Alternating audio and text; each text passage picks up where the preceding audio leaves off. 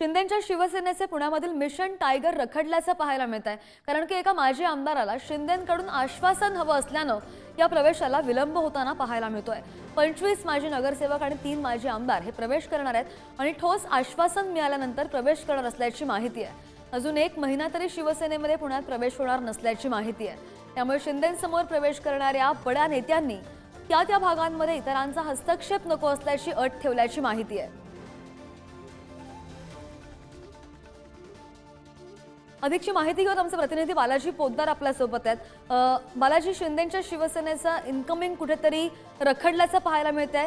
काय नेमकी या नेत्यांनी अटी ठेवलेल्या आहेत?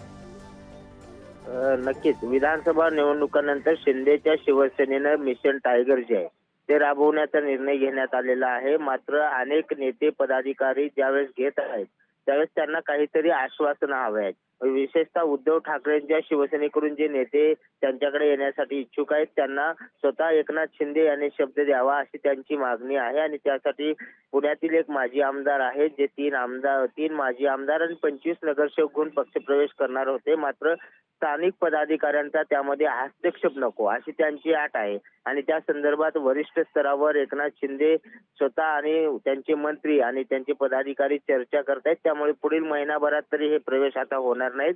त्यामुळे मिशन टायगर थोडं विलंब झाला किंवा रखडला असंच म्हणावं लागेल। आता यावर शिवसेना आणखी काय कारवाई, काही नवीन ऍक्शन घेते का आणि काही नवीन निर्णय घेते का हे पाहणं महत्त्वाचं आहे। श्रोता हो, आणि याकडे लक्ष असेल। बालाजी, धन्यवाद दिलेल्या सगळ्या सविस्तर माहितीसाठी।